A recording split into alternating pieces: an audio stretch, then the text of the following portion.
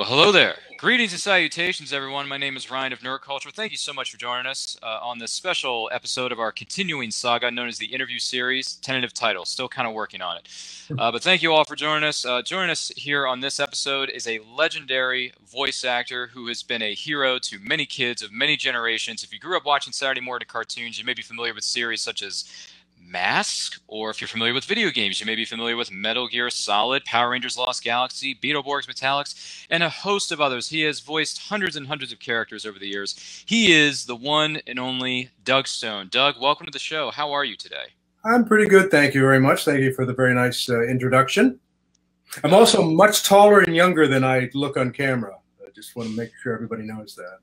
Absolutely, absolutely. Well, thanks for being with us. Now, before we get started with the questions we have for you here today, Doug has something he would like to share with you. For those of you watching here live, watching at home, Doug, take it away. Thanks much. Yeah, if you're a voiceover fan and also an animal advocate, as well as doing voiceover work, and I'm still active in that business, of course, I sit on the board of a no-kill cat shelter. And as part of our fundraising activities, every year, this is our second one, we do a Voices for the Voiceless online auction on Bidding Owl. And I get folks from all over, Mindy Sterling, Michael Bell, Steve Bloom, all kinds of, Karen Strassman, all kinds of very well-known actors who contribute swag to the auction. And we auction it off online, and all the profits go to the shelter. All of it goes towards our life-saving efforts. We're a no-kill shelter that specializes in helping the cats that are out on the streets, getting them neutered and fixed so they don't keep having babies, or getting them socialized so they can be adopted, etc. So it's a really cool auction where everybody can bid. It's open until September 15th on Bidding Owl, Voices for the Voiceless. And again, you get some really cool stuff. We also are doing outgoing, some of the actors, like myself, are doing outgoing messages that you can bid on an outgoing message in that character's voice for your answering machine. So you've got that forever, and you've got the actual actor who created the character doing the voice for you. So that's available out there for all you voiceover fans. Check it out. You might find one of your favorite characters is on there. Thanks much. That sounds wonderful. We look forward to seeing how that goes. We'll make sure to put that in the description of this video. We'll also put it on our Facebook page. I'll put it on my Facebook page, get the word out there, try to support you and your fellow actors and everyone working with the organization as best we can. So let's dive right into this, shall we? You know, it seems like it was destined for this interview to be on a Saturday, considering you were on one of the most talked about and fan favorite cartoon series of the 80s, specifically M.A.S.K. But before we get to M.A.S.K, I want to ask you, what was it that inspired you to become a voiceover actor? It's a strange set of circumstances, really. I grew up in Canada, and in my time growing up in Canada, it was very difficult to make a living as an actor of any kind. Certainly, you couldn't make your living as a voiceover actor. That was just a way to supplement your income. So when I went into the business full-time, I was a stage actor. I started to do some on-camera work. And what I had discovered was that I was made my own demo, which was horrible, but at the time, not bad, which I'd thrown out there to all these different malls and studios and whatever. And I picked up a little bit of voiceover work. Primarily, I was doing commercials initially, and it supplemented my income. And because I could do a variety of accents, I got picked up by a client who did all the commercials for a mall. So at Halloween, I'd be Frankenstein, or a vampire, I'd be Santa Claus, I'd be etc. And it was supplementing my income. So that got it. And my dad was a radio announcer, so I already knew about voiceover work, and I'd done some radio drama as a little kid. I'd done amateur theater as a kid. So I had it in the back of my mind that, great, this is, in Canada, a nice way to supplement your income as an actor. Of course, never make your living doing it. But I loved it. I really enjoyed it, and I seemed to have a facility for it, and learned mic technique, et cetera, while I was sort of starting out in Canada. I was doing a live-action shoot for a half-hour, sort of like a Tales of Terror kind of thing, where I was the lead in this film, a short film, and the cinematographer, who was very experienced, took me aside and said, "You're a very good actor. Who's your agent?" I didn't have a great agent. He very kindly recommended me to one of Toronto's top agencies. They signed me on based on his recommendation. coincidentally, within 6 months, a company from Los Angeles, in partnership with a company from France and Canada, reached out to only 2 or 3 agents in Canada, and this new agency I was with was one of them. And they were doing a cartoon series that was going to record in LA called M.A.S.K, Mobile Armored Strike Command. The new agent, who thought of me primarily as a on-camera and stage guy, remembered that I told him, oh, I'm supplementing my income with voiceover, and I can change my voice and do a lot of different accents and voices. And he thought, oh, better get that new guy to audition. I auditioned several times in Toronto, got, I think, 3 roles to begin with. I think for those who know M.A.S.K, it was Matt Tracker, Hondo, and Bruce, I believe. Bruce Sato, I think, were the first 3. And a lot of auditions back and forth because they didn't know me. And they wanted to make sure I was directable. And I got the roles. They were being done under Canadian contracts, although they were recording in Los Angeles. And it was expat Canadians in Los Angeles, the rest of the cast. So I flew down to LA, did the show, ended up doing 8 characters, ended up that both the people doing the show and the studio owner at that time, who's passed on now, Kenny, all took me aside and said, you're good enough to work in LA. I said, to work as a voice actor in Los Angeles? I mean, I hadn't even dreamed of it. I hadn't even considered that possibility. And they said, yeah, you might want to think about staying. So I did. I took the chance, took the money I'd earned from the M.A.S.K show and invested in myself. I was able to get an agent, able to get rolling in LA, and off it took. I was still doing stage work in LA for about 5 or 6 years. A little bit of on-camera and on-camera auditions, gradually left them behind, and just I think by 1990 or 91, it was strictly voiceover. And at that point, I started directing and casting and just getting involved in all aspects of voiceover. So that's the story.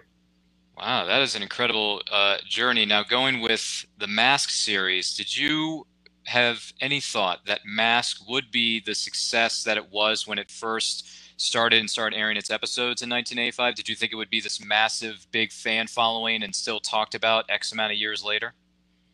I think I can speak for all the cast in saying that we had no idea. Shows come and go, both animation and live action. They'll put on pilots for comedy shows that last 2 or 3 episodes and they're gone. And so we really had no idea. It did look like they'd done a lot of preparation with the characters. I thought the characters were well defined.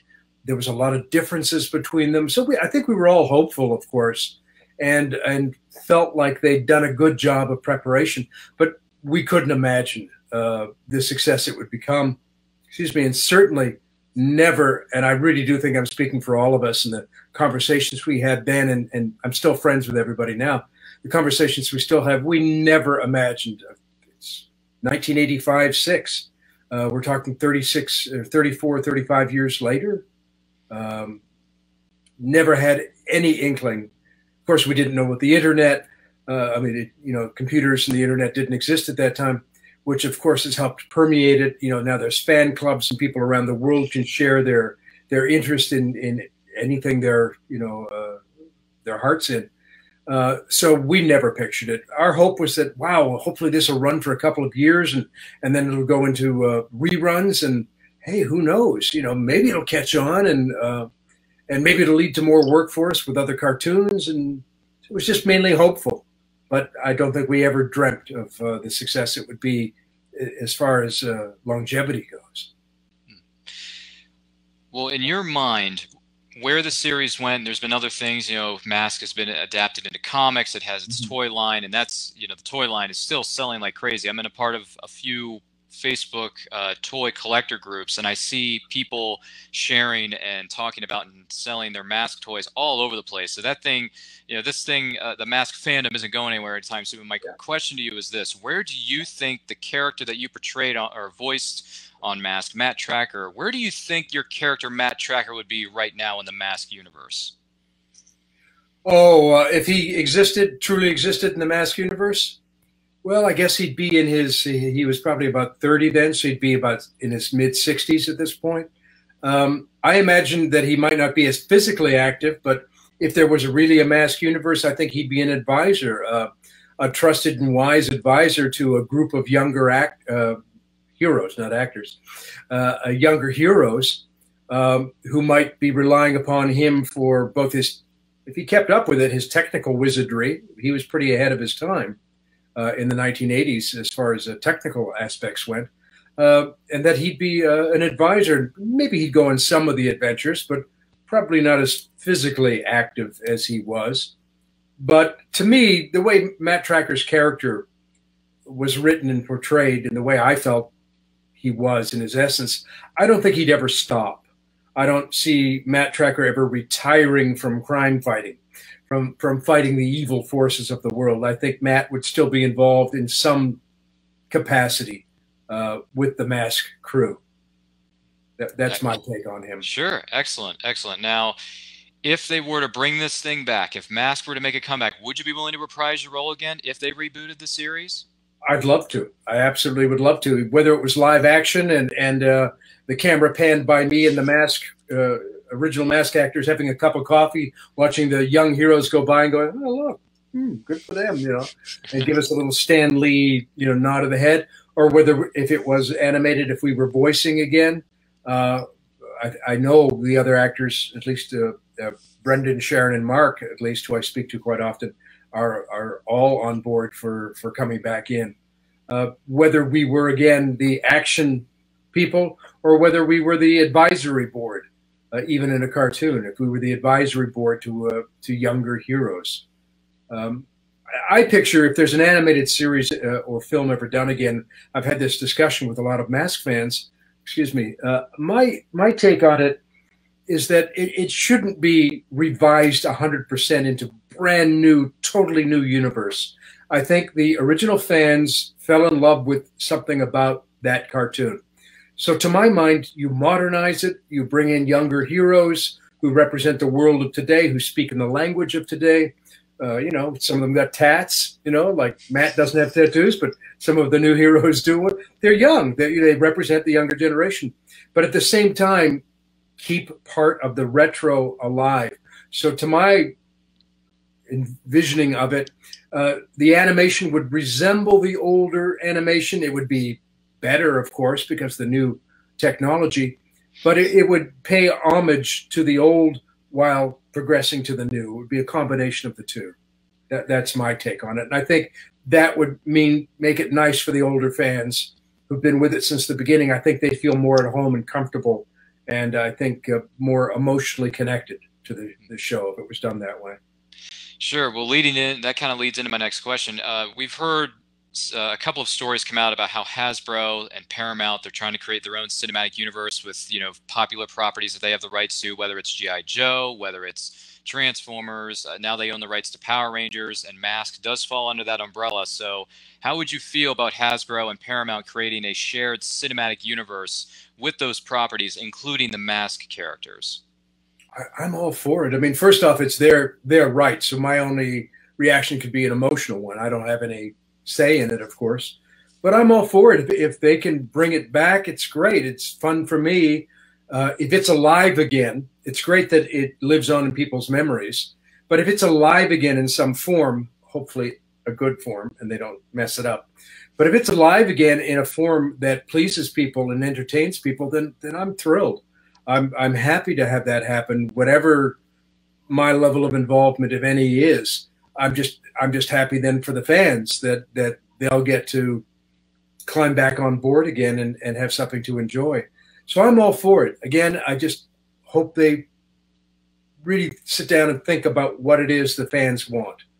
Not just what's fun for them, but what it is that the fan base wants, particularly the fan base that's been with the show all these years and loyal to the show, that they'll honor their wishes in whatever they create. But yeah, I'm all for it.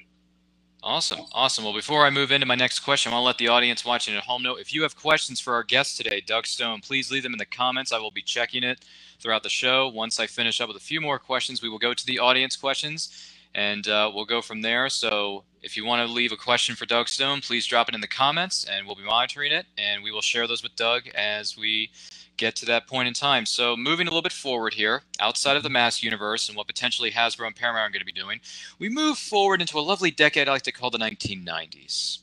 There were so many wonderful things, so many wonderful TV series that were in the 90s, and you had a lot of roles that you portrayed, a lot of voiceover roles that you had. My question for you when it comes to 90s properties, how did you get the role of voicing the character Dragonborg on Beetleborg's Metallics in the 1990s for Fox Kids? Well, I had an association with Saban. Saban, actually, their company wrote the theme song for M.A.S.K. So I was introduced to the Saban people when they were first starting out, still relatively new in L.A. Their offices weren't far from the Deke offices in Los Angeles. So I had met them. They actually had some footage that I think was the Power Rangers footage in the 80s that they had purchased and didn't know what to do with. And they knew they had to dub it, but they weren't sure in what format. They didn't have any actors. They were a music company. So they called Deke and said, do you have any actors you can send over that we can pay to try putting voices in these things? And a bunch of us from M.A.S.K went over. So I was in the Saban offices way back when, and that's when I found out that I had some aptitude for dubbing, for voice replacement. I kept my association with them. At one time, I was negotiating with them to become their dubbing director when they first, sort of their head dubbing director when they first got into dubbing. Then when I got into my own business and started directing, casting, and adapting dubbing scripts into English, I was a freelancer. I was Doug Stone Enterprises, working as a freelancer for different studios. I also worked for Saban. So I directed at Saban. I directed their first original animation series, Little Mouse on the Prairie, and several other animated dubbed shows as well. So I had a strong association with them and knew all the people behind the scenes, you know, the engineers and the directors and writers. We all knew each other. I was often in their offices. I was also got involved in production of a show where I was overseeing the editing and music and whatever. So I came and went. So when Scott Page, who had been an engineer at Saban, started getting hands-on with the Power Rangers and directing, he called the people he knew to come in. And although I was moving away from dubbing a little bit at that time in my career, because I'd gotten very active in the looping, providing voices for TV shows and films, like Hercules and Xena, I did all those shows. My group, Synchronicity Looping, provided the voices for all those TV shows. Only the principals speak. We were all the monsters, all the villagers, etc. Another story. Well, we can get to that if you want. But I wasn't doing as much dubbing. But when Scott called me, hey, you know, these are old friends. These are people I like and know and I'm comfortable with. He called me in and several different times, and I was brought in to do various monsters and you know, guest characters. So it just fell in my lap, to be honest. Scott would throw up a character like Eye Guy or Dragonborg and say, what do you think? What do you got? What can you give us for an interesting voice? We got this guy to do this monster. And they already had people like Barbara Goodson and Dave Mallow and others doing regular characters, you know, ongoing characters. But I was coming in with others just to do these guest bad guys and monsters, et cetera, et cetera. So he just threw it at me. And the story of how that voice came to be is something else. But the role itself was just handed to me, which was lovely. Sometimes you don't have to audition. Sometimes if the people know you, they'll just throw something at you and say, what have you got? I picture you doing this, which is lovely. Right. So it's safe to say that those connections that you built up over time and you've had for a number of years led into also you portraying you were voicing over the role of, this is another TV series that was very, very popular in the 90s. And to a certain extent, this property is still very popular today. Power Rangers, more specifically Power Rangers Lost Galaxy, where you voice of one of the monsters, maybe even more that I'm not aware of, Skelecron on Power Rangers Lost Galaxy. What exactly was that experience like? You know, I have to be honest, I can't specifically remember that particular experience. I had forgotten I did that, and I don't know if it was you who sent me the link. Yeah, that was me. Was it you? Yeah, thank you. That was great. It was fun to listen to again. I think they filtered I mean, I did do, you know, a deep monster type bad guy thing, you know, from down there. But they obviously filtered it as well because it was almost unrecognizable to me. But there was a time, I don't do that voice often anymore because I don't have strength to maintain it as much as I used to. But there was a time once I learned that placement, how to do that placement, where that became a go-to when doing villains. That you'd put them in there and vary it up for different villains. Did it for a lot of games as well. But I'll tell you that if I can tell you the Dragonborg story, you might enjoy it. He sounds a little like Sean Connery, right? Yeah, sure. Sure, with a sibilant S. Sure. I was doing a voiceover session some years before, and Michael Sorich, voiceover actor extraordinaire, was at the session. And what I didn't know was Sean Connery had recently been interviewed on Barbara Walters. And something amazing happened. She said to him, is it true, Sean, that you occasionally will strike a woman? And pretty devastating question, but he didn't dodge it. He said, well, Barbara, occasionally a woman needs to be slapped. She, gets out of line or whatever. Like, he actually said that. So it was shocking. I hadn't seen it, but Mike had. So Mike shows up at the session and he says, did you hear so he starts doing a Sean Connery accent. And he starts, of course, having fun with it. Well, I dropped her out of an 8th floor window because she ruined the eggs. Sometimes you have to. So I learned how to do a Sean Connery from this and started to have a lot of fun doing Sean and got quite adept at it. And in fact, I was writing radio sketches for a while to make money. And one of my first sketches I sold was Sean Connery's Accents for Amateurs. Have Sean Connery teach you how to do every accent in the world so that you can be an actor like him. And of course, everything he does sounds, have him teach you Jewish or Japanese. Arigato gozaimasu, round eyes. They all sound alike, Don't be a schmuck, boy. Oh, buy it today. Oi, bloody vey. So I had that in my pocket. So when I came in and Scott said, what have you got for Dragonborg? Just for fun. I said, well, Dragonborg could be a bad guy who sounds like this, if you like. And I thought Scott would laugh and we'd have a good chuckle. And then we'd go on to find the real voice, of course, because you're not going to do a Sean Connery for a Dragonborg. And he went, no, do it. I said, seriously? We can get away with that? He said, yeah, do it. So I did it, thinking the whole time, well, I'm going to get a call in a week from somebody angry at Saban who's going to say, I don't know what you and Scott were thinking. Get back in here and do a proper book. Didn't happen. And it went to air, and on it went. And so when I see it on fans, they'll say, sounds a little bit like the actor Sean Connery. No kidding. It was very deliberately done that way. So that was Dragonborg. Thank you, Mikey Sorich, for your inspiration. Yeah. Oh my goodness. Oh, there's so many things you could do with impersonating a Sean Connery like accent, or for certain characters or certain properties. It doesn't matter. It could go in a couple of different directions. But my next question. I've done Danny DeVito for a cartoon recently where he was the mayor. So yeah, you can. Yeah, there's a lot of directions you can go. My next question for you. Take those existing voices and use them as launching pads, vary them slightly, and come up with characters. Sure, absolutely. So my next question for you, you voiced a character by the name of Psycho Mantis for the Metal Gear Solid video game series. What was it like voicing a video game character compared to an animated series or another type of role that you've played over the years? What was your video game experience voicing a Metal Gear Solid character like? Well, all of those sessions are different. An original animation series is different than dubbing, is different than a game, is different than a commercial, is different than a looping session. They all have the premise is the same, of course, you and a microphone and director, but they're all a little different. Games, you generally are in there alone. M.A.S.K, an original animation series, you generally do in a group session, which is fun. So in M.A.S.K, all the other actors were in the room, we're in sort of a horseshoe facing each other as we act. So while reading the line, you can look up at the other actor and almost like you do on stage and on camera, feed off them. And then you've read your line and they can immediately answer in response to what you did. So it's a lot of fun.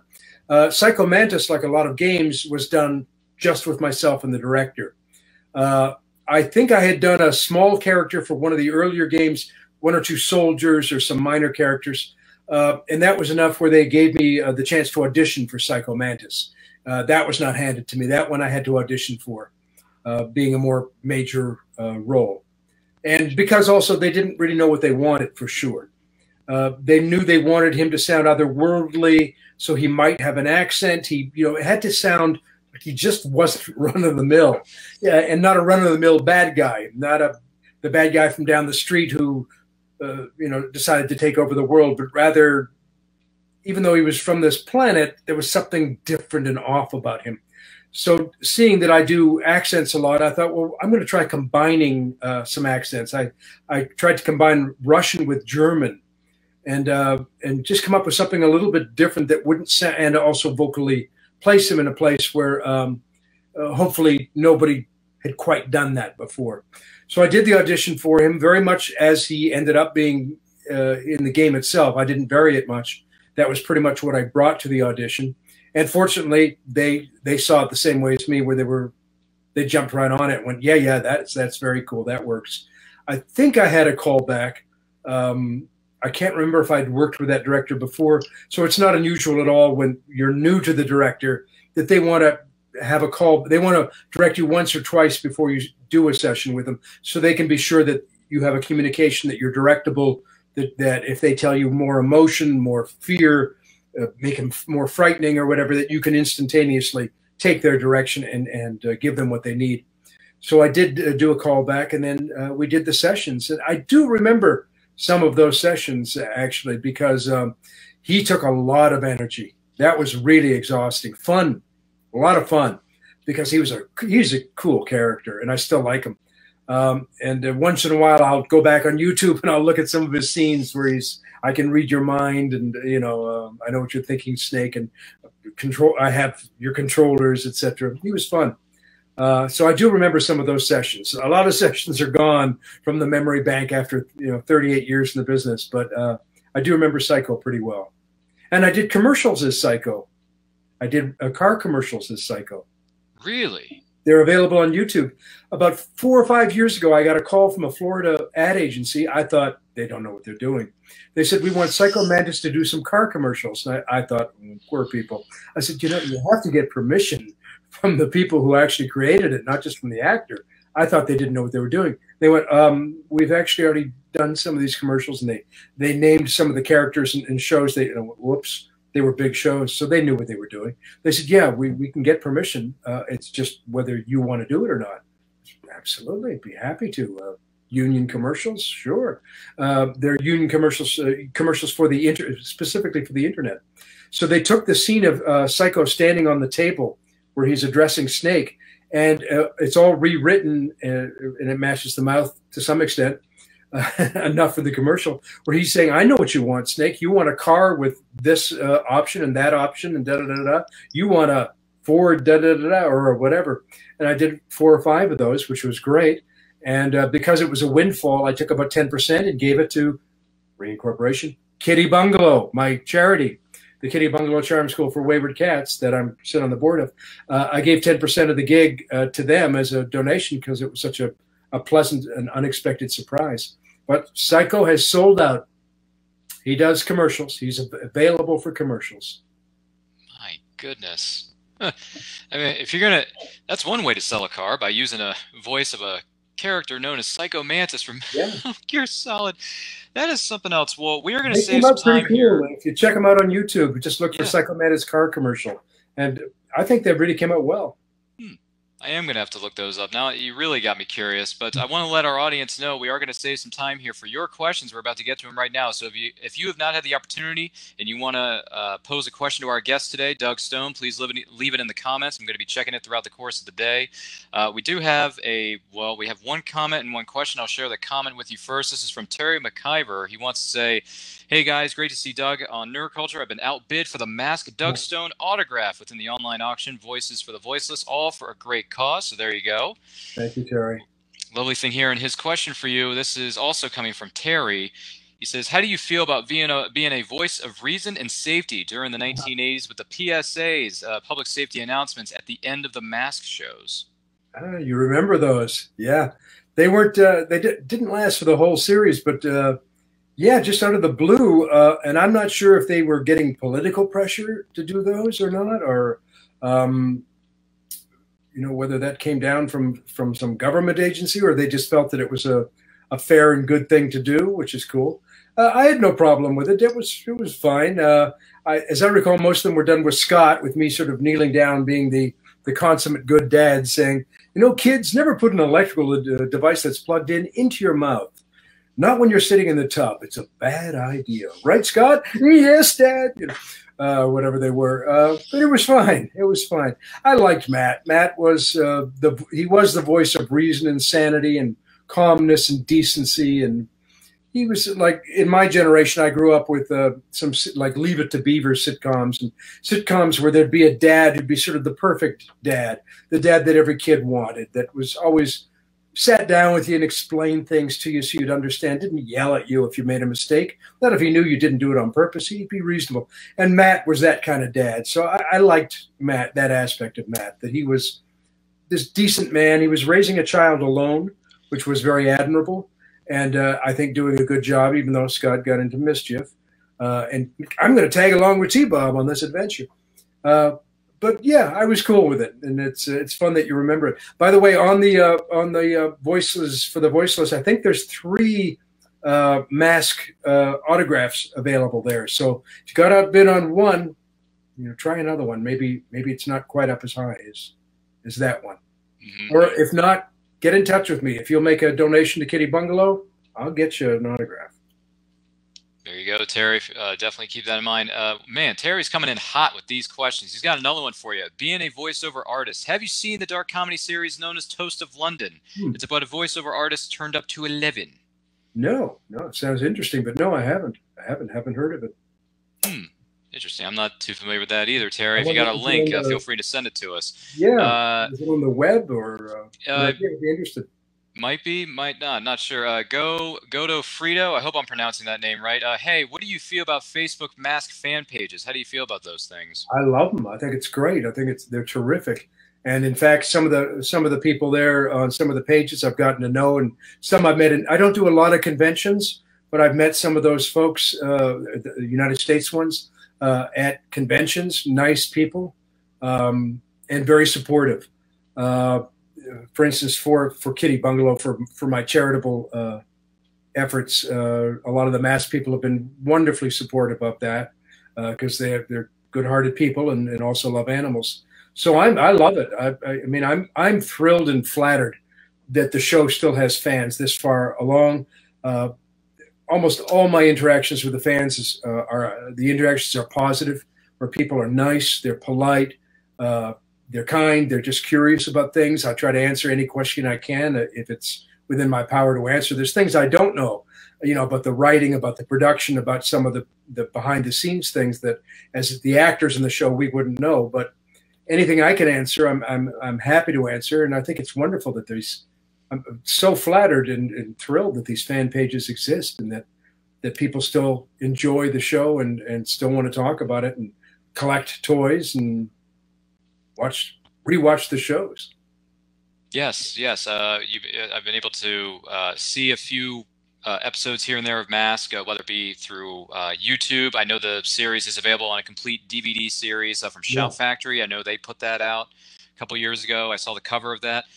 Really good cover art. May I just interject that Shout Factory, to give them a thumbs up? Oh, sure. The show actually went to Europe many years ago, and we stopped getting paid.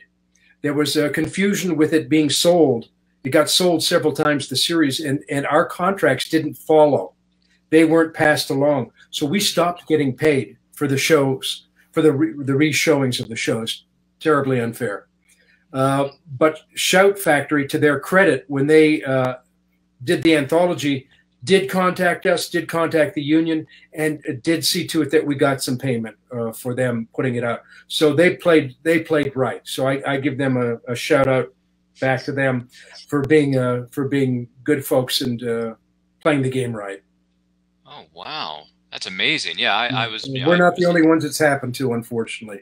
Oh dear. It's happened on other shows. I've heard this from other animation actors, and they did not receive we're supposed to receive either royalties or residuals, and they can get tiny after a number of years. I get stuff where I get 1 penny residual from Return to the Blue Lagoon that I looped on. I get a penny or two, but it's a penny or two that I'm owed for the job I did. So it's obviously very unfortunate that we didn't continue to get payments for the M.A.S.K show. Wow. Well, I'm glad that that situation with M.A.S.K, with Shout Factory, getting the DVD set out to the fans and everyone who wants to rewatch the series, share it with their children's children. So many generations. Congratulations on them for doing that. That's great. Yeah. A little bit of a little peek behind the curtain. There's a convention that I saw that you appeared at, and this is, I think, your first one. This was a few years ago at RetroCon in the state of Pennsylvania in the year 2015. Now, just to give people a little bit of a background, RetroCon is a convention that goes down normally in Oaks, Pennsylvania during the course of the late September month. So it's late September. It's right towards the beginning of fall. Kids are going back to school. But hey, we still want to enjoy our conventions, people. We love it. So RetroCon, I went there last year with a friend of mine. Right. And if you're a fan of 80s and 90s properties, there's a lot of conventions that do this as well, but I just want to say RetroCon is one of the absolute best that I've ever seen put on. The people there are fantastic. The vendors are phenomenal. I've made a few friends with them over the course of time. So I noticed you were at RetroCon. What was that experience like for you back in 2015 at RetroCon positive, in Pennsylvania? Positive. It was 100% positive. As you say, the folks who run it are very nice people. We were treated very well.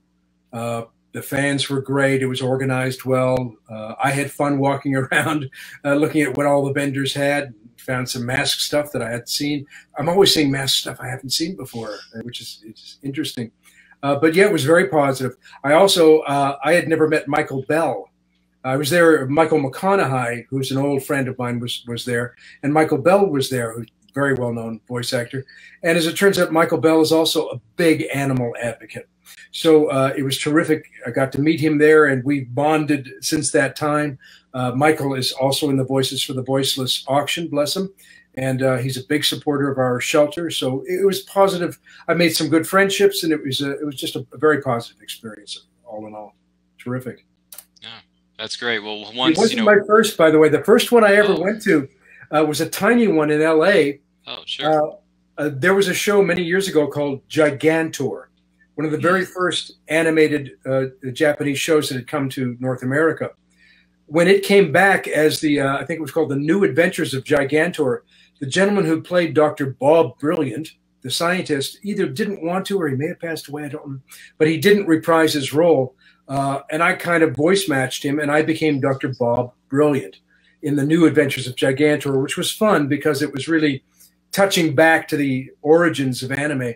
And there was a Gigantor convention, one of the first conventions maybe that ever happened. I don't know. Certainly the first one I was ever at in the early 90s in LA. So that was the first convention, tiny one that I was ever in, where I met fans for the first time.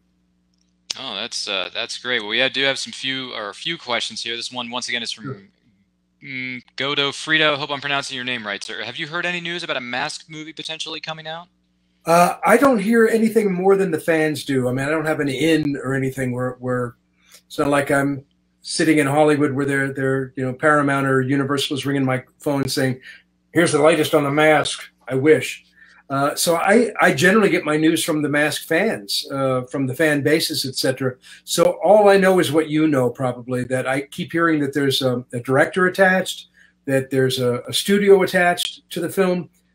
But I've heard these kind of stories for years now, and yet nothing seems to happen. So I don't know.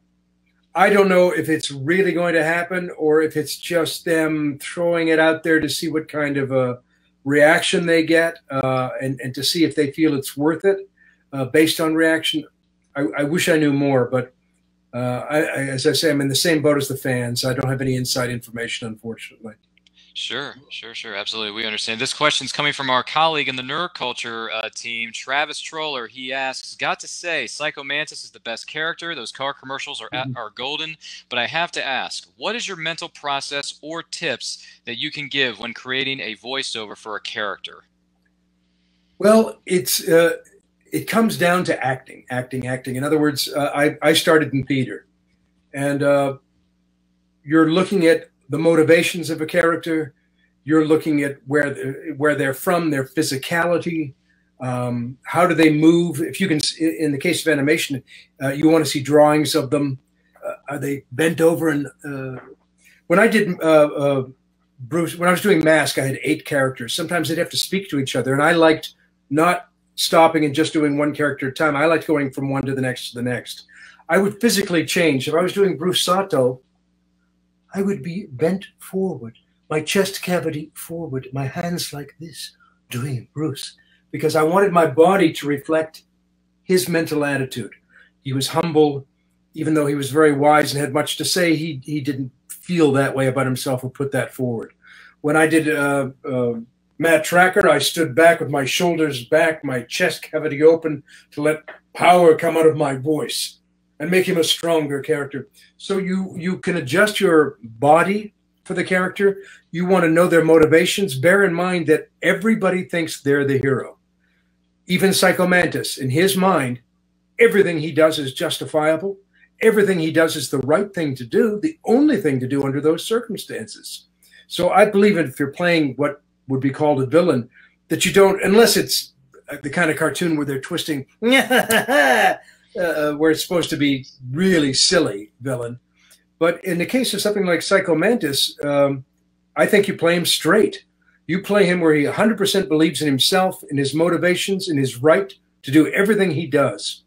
Again, your body stance counts, the amount of energy you give. In the case of Psycho, I used my body a lot. When I'm doing fight scenes in films and TV shows, replacing looping or whatever, if I have fights to do, I don't stand like that, fighting, doing fight sound.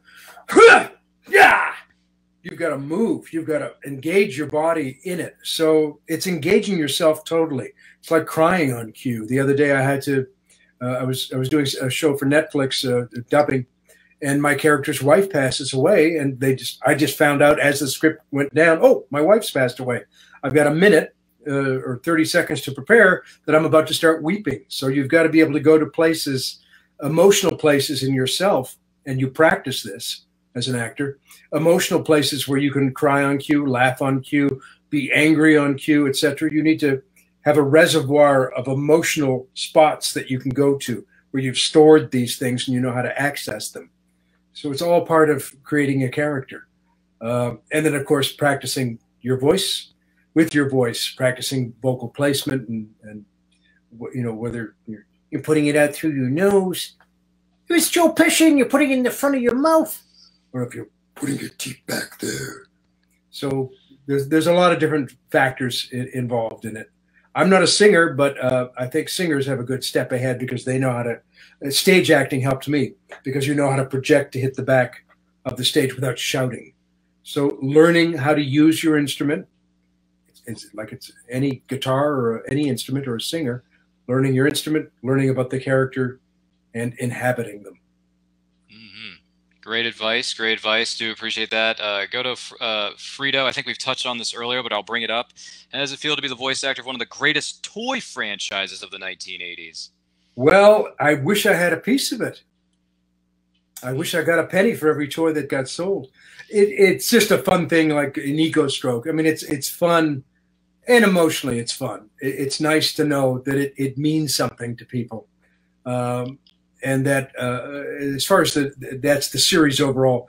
As far as the toys go, as I say, I'm not, as a voice actor, I'm not a part of that. We didn't get, we don't get a piece of anything that's sold. That's an entirely different part of the series entirely. So it's just the vicarious, is it vicarious? Is that the word I'm looking for? The thrill of association. Of just saying, hey, that's so cool. They've got a M.A.S.K toy. Or, hey, look, there's, especially when you see your own character as a toy. I have to tell you, that was fun. That's really cool. As a voice actor, the first time that you see a character you created and it's a stuffed toy or a little plastic toy with movable parts, or it's sitting in a vehicle or whatever, that's really cool. That's a great feeling. And it makes you sort of feel like, hey, I made it. I'm a toy. Look, I'm a toy. That's maybe one of the coolest parts as far as a voice actor perspective goes. Sure, sure. Our next question comes from our friend of the Great White North, Willow. Who were your favorite actors to work with during the course of your career? Boy, Willow, I think that's going to be a very long list. Hi, Willow, from Canada. How's it going, eh? Sorry, my Canadian roots just came out there. It's okay. Boy, oh, there's so many nice people. Yeah, as you said, that would be a very long answer. So many nice voice actors, so many good people that I've had the opportunity to work with. You know, actors tend to be sensitive people. That's why they get into acting. They like to express themselves. They have the ability to get in touch with their emotions, and so they can be very nice people to be around. Very kind people, very giving people. Let me tell you instead some famous people I've met that were very nice, just for a change up. Gosh, I've got a list somewhere of all the people. I've met Harrison Ford, I've met John Lithgow, I've met Charlton Heston, I've met lots and lots of famous people. John Lithgow, if you know who that is, Third Rock Around the Sun, et cetera, et cetera. He came into a voiceover session we were doing, where we were supplying voices for a TV film he had done. I think he played either Churchill or Roosevelt. It was something in the 90s. And he came in the room and we were all, oh my goodness, it's John Lithgow. I'd seen him on Broadway. You know, what are we going to do? What are we going to say? Also met Anthony Hopkins, and he was a very nice man too. So Lithgow comes in the room, goes, "Hi, everybody, I'm John. Hi." I go, "Hi, I'm Doug." "Hi, Doug. Hi, Sue." Hi. Says hello to all of us individually. He's really nice. He's sweet. He's watching us work. I'm nervous, but he's watching us work. We have to improvise when we're looping, as well as fill in voices, et cetera, et cetera. So they finally say, "John, we're ready to start working with you. We're going to give the group a break." And he says to all of us, "Amazing work, you guys. Just fantastic. I don't know how you do it, how you can come up with these voices and improvise. Just wonderful watching your work. Terrific. Thank you." Well, I was 6 feet. I'm still 6 feet off the ground. That was John Lithgow that said that to us. He didn't have to be that kind to us. Compared to him, who are we? But that was where he came from as a performer. That was his heart, you know. So I have very fond memories of him. Anthony Hopkins, I was at Sony, and we had a very large group, again, looping, and they put us in a private dining room that you can't really see. It's behind a mirrored wall. They had to slide it open, and we went in. We came out, and we see there's Anthony Hopkins having lunch with Steven Spielberg. Ooh. So I'm 20 feet away, and I thought, I'm just going to take a mental picture. This is cool. But one of the actresses I was with said, "I'm going over." I said, "Oh, don't do it. Don't interrupt them. You could get in trouble. You don't do it." She said, "I don't care. I have to tell him that I love him, that he's my." I said, "Oh, well, I'll hold your coat. I'll trail behind you so that I won't get in trouble. But I want to hear this." So she goes over to the table and says, "I'm sorry to interrupt," and starts to tell him how wonderful he is. He goes, "Oh, no, please, no, stop. Where's that room you were in? I've never seen that room before. What is that?" And he gets up and he says, "Will you show me?" Well, I'm going to go. So the three of us walk over to the room, and we slide open the door and we show him the room, and he's looking at it. And that was all. He just wanted to know. He just never seen it. He'd been coming there for ages. But anytime he got praise, he went, "No, please, no. Fascinating. Well, thank you for showing it to me. I had no idea it existed." Interesting. Yes, I guess for large groups. Sure. Well, bye. And off he went and sat down again. Sweet as could be, or whatever. So some of these people, Harrison Ford, I met.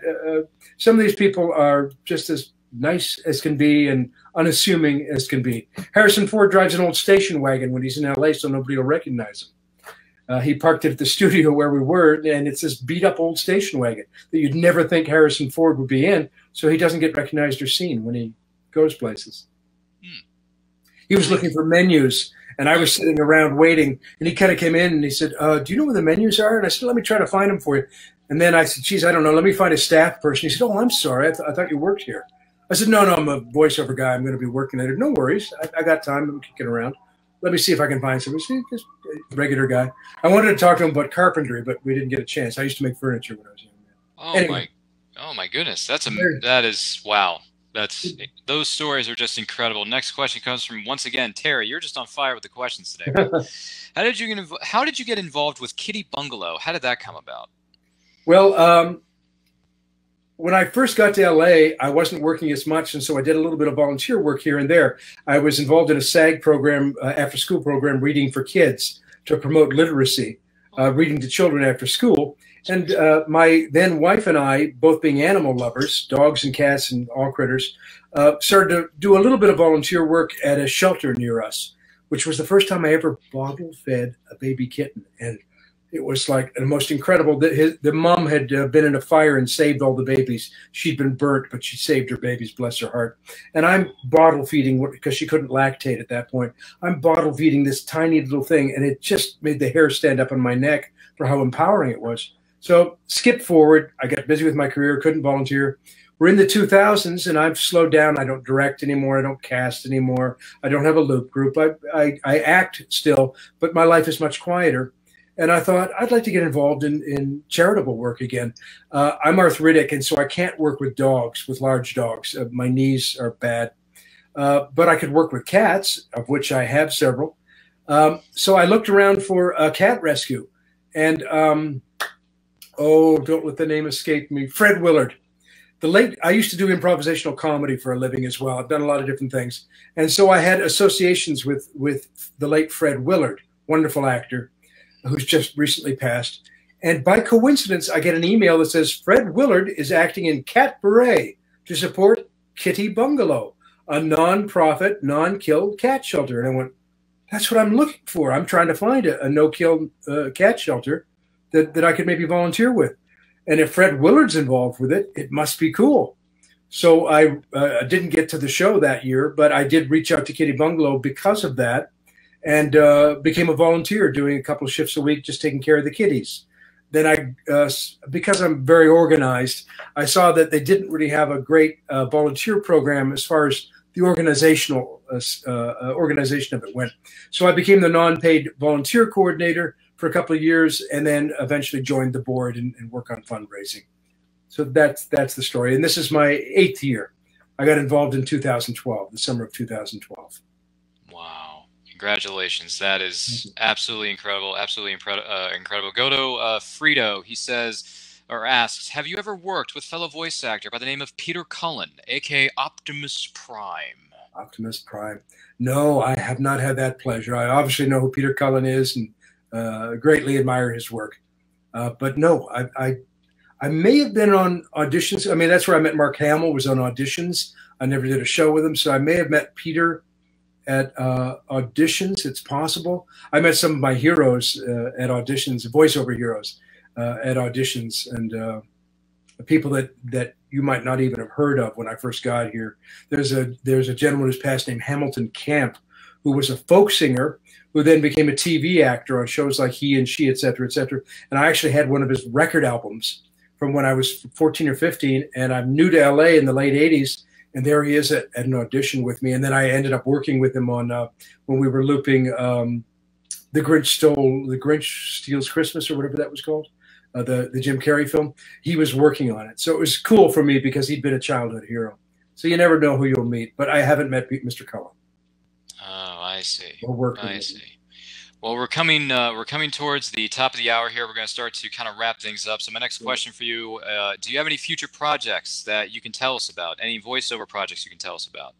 Nothing I'm really promoting. We generally sign non-disclosure agreements when we do projects. And I am doing work right now, but in all cases, I've signed non-disclosure agreements. So I can't really talk about it. I'm still doing games. I still do a bit of original animation. I've gotten back to where my beginnings were because of the pandemic. I'm working at home for studios, and I'm doing a lot of dubbing again. So I'm dubbing on a lot of Netflix projects. Netflix has signed a union agreement, and a lot of foreign products being brought over, animated and live action, that we can dub, that I was doing in studios that I'm now dubbing at home. So I've got a role in a current project that I'll be doing 2 sessions with for them next week, but can't talk about yet. But you know, I sort of graduated to the wise old man, or the priest, or the mean senior villain, et cetera, in all of these projects, which is great. I'm just thrilled that I'm still working, and I'm meeting a lot of young directors who like my work and who don't know me from the 80s because they might not have been born at that time, who are now getting to know me as an older actor and bringing me on board for those roles. So that's great. It just keeps the ball rolling. I see. Well, tell the fans, all of us here, one more time, tell us about the charity work you are doing for Kitty Bungalow. Thank you. Sure. Well, it's called Voices for the Voiceless. And again, voice actors from all realms of voiceover, from games, dubbing, anime, everything, on-camera work. And they've all donated swag, autographed items, or they may have donated their voices to do outgoing messages. It can all be bid on Bidding Owl. And all the proceeds go to the Kitty Bungalow Charm School for Wayward Cats, of which I used to be the hall monitor, and now I sit on the board. It's a school theme because we take these little kitties, teach them how to be polite and how to be social, and get them adopted into loving homes far from the scary streets. So if you do go to it, know that any money that you spend there on fun items is all going to help these little animals, 100% of it. Voices for the Voiceless. Absolutely. And where can the fans follow you on social media to keep up to date with the charity work you're doing, as well as potential new projects you got coming out? I don't tend to promote myself much. I don't have a Twitter presence or an Instagram presence because I'm sort of coming to the last quarter of my career, and because I'm known by producers and directors, et cetera, I don't worry too much about how many hits I get on sites and whatever. I don't have to do what some of the younger actors have to do to promote themselves in order to stay in the public eye. So the only presence I have in social media is my Facebook page. And I don't do a lot of self-promotion there. It's mainly animal. If you're interested in animal advocacy, you might want to check out my Facebook page, or just fun and silliness, because I generally just promote comedic items there to cheer people up during these difficult times we're going through. And I post things that promote my animal work, or the Kitty Bungalow work I do. So I don't have a big presence on social media. Oh, that's okay. We completely understand that. But we want to take this opportunity to thank Doug Stone, our special guest, for being with us today. We really appreciate it. My name is Ryan of Nerd. You can find me on Twitter and Instagram at RyanRPM5. Check out my podcast. It's called The Nerdcast. I talk about movies past and present on Anchor, Google, Spotify, wherever you download your podcast. You can find me there. Make sure you like, comment, subscribe to all forms of our social media and our YouTube channel, Facebook, Twitter, and Instagram at It's Nerd Culture. And check out our YouTube channel. A lot of videos are up right now. We got new ones coming your way very soon. Thank you all for joining us for this special episode of our interview series with Doug Stone. Doug, thanks for being here. We really appreciate it. My pleasure. Thank you very much. And in the meantime, enjoy the rest of your weekend, folks. We will see you on the flip side. Have yourselves a great weekend. We'll see you all next time. Stay safe, everybody.